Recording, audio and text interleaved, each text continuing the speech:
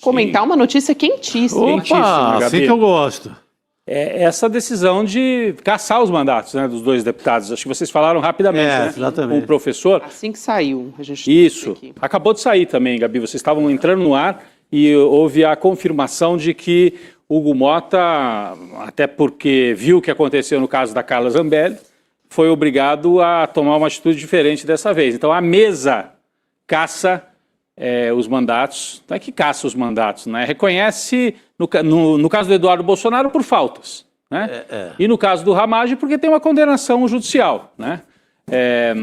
Tem uma diferença aí importante, né, Chico? E acho que isso talvez valha a pena a gente debater.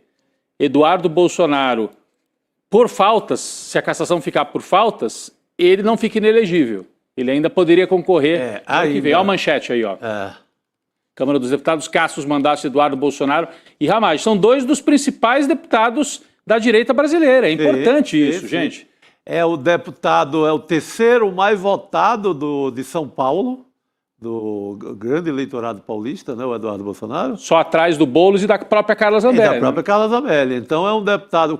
Nunca, assim, costuma não anda em São Paulo, não fez nada, nenhum projeto, nada para o povo de São Paulo. Mas teve uma votação espetacular, né? Então não é um nome qualquer, é um nome que mexe com a eleição de São Paulo. Eu acho que a grande manobra aí, e a grande... o mundo maquiavélico ali do Hugo Motta e do bolsonarismo agiu para deixá-lo elegível ainda, para ele tentar a eleição de novo. Aí vai depender da questão do Supremo. Exatamente, isso que eu ia falar, Gabi. Porque, então, vamos lá, atualizando para quem chegou agora, Eduardo Bolsonaro cassado por excesso de faltas. Olha, levou quase um ano, né? O cara trai o país, o cara afunda a economia do país por uns meses. Depois, e é caçado por faltas. E é caçado por faltas. Mais ou menos que é mais surreal, né? É surreal. Por faltas e não por atuar contra o Brasil. Ele foi absolvido no Conselho de Ética e tal, por ser um traidor da pátria que ele é, né? Mas caçado por faltas, Eduardo Bolsonaro. Não fica inelegível, pode tentar concorrer o ano que vem, mas vai depender da velocidade em que andar o processo contra ele no Supremo Tribunal Federal. Vamos lembrar que ele já virou réu. Então... Ao longo do primeiro semestre de 2026, tudo leva a crer que ele estará condenado nesse processo no Supremo Tribunal Federal, no qual ele nem se defende. É a Defensoria Pública que tem atuado para o Eduardo Bolsonaro. Né? Então, deve andar rápido esse processo e ele pode ficar inelegível não pela decisão da Câmara, mas pelo processo, pelo julgamento que deve ser finalizado em 2026 no caso do Eduardo Bolsonaro. E no caso do Ramagem, perde o mandato, está foragido nos Estados Unidos e está com pedido agora de extradição, oficialmente encaminhado. Olha o Ramagem aí na tela, né, um dos operadores, um dos principais nomes do governo Bolsonaro, teve a cara de pau de fugir do Brasil, né, sujeito covarde, os generais pelo menos ficaram para encarar o julgamento.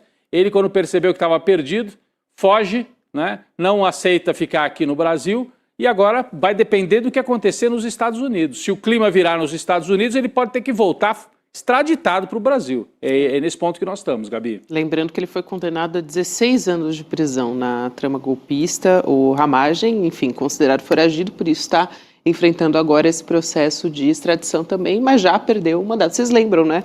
A gente falou muito aqui no ICL também que quando ele foi para os Estados Unidos, estava votando também. Votou, é verdade, com chip fornecido pela própria Câmara. Ele estava lá com o seu notebook lá da Câmara votando na boa, participando de tudo.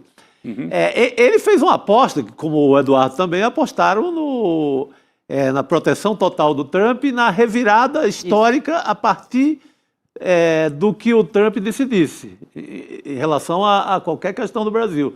Porque a fuga dele é uma fuga mais espetacular, né? Que ele vai lá pelo extremo norte, ele se associa a um garimpeiro que leva ele para cá, leva ele para lá, e até que ele pula fora do país, pega um avião, acho que em Roraima, e pula fora. Ele é uma fuga mais espetacular, não é uma fuga de quem queria voltar para tentar uma reeleição, não, é uma fuga de quem foi para nunca mais. Para nunca mais voltar. Quem acredita de verdade numa proteção do governo Trump. E talvez ele tenha o que oferecer lá, né? Porque como ele foi da ABIN, ele deve ter alguns segredos, alguns relatórios, alguma coisa que talvez ele tenha entregue lá nos Estados Unidos, né? Ou tentar enganar os caras, né? Olha, eu tenho aqui um relatório de terras raras. Isso, um mapeamento. Isso é um fetiche hoje no mundo inteiro, as terras raras, né? Talvez acenda ali o olho de alguma autoridade, né? Opa, esse cara aí tem alguma coisa, tendo ou não tendo.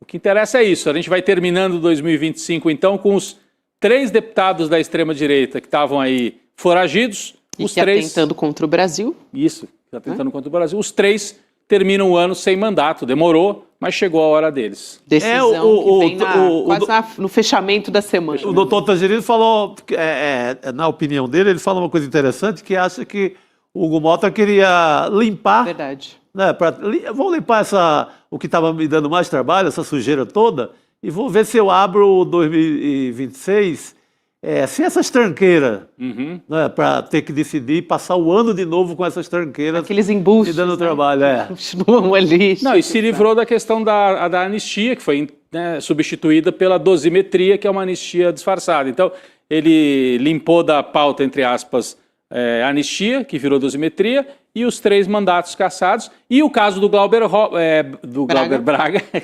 que termina sem cassação, mas que ele, de alguma maneira, também limpa essa pauta, né? Não conseguiu entregar o que o Arthur Lira queria, que era a cassação, mas encerrou esse caso, né? Que também começa 2026, quem sabe, tentando se acertar melhor com as forças políticas, porque ele estava muito enfraquecido, tanto com a direita quanto com a esquerda, né, o Hugo Mota. É isso, e com o próprio Arthur Lira também. Com o próprio Arthur Lira, que ficou decepcionado com o seu pupilo. Total. Vamos aqui seguir também